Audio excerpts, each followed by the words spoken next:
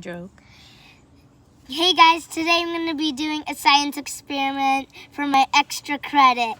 So today, my question is, what will happen when baking soda and vinegar go into a balloon, and will it make it bigger or it will stay the same?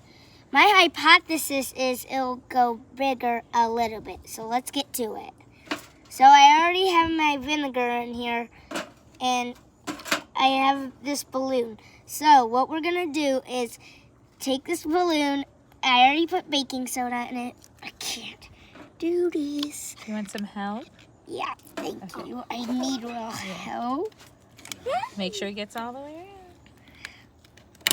around. Okay, there we go. Don't splatter it. This is what happens.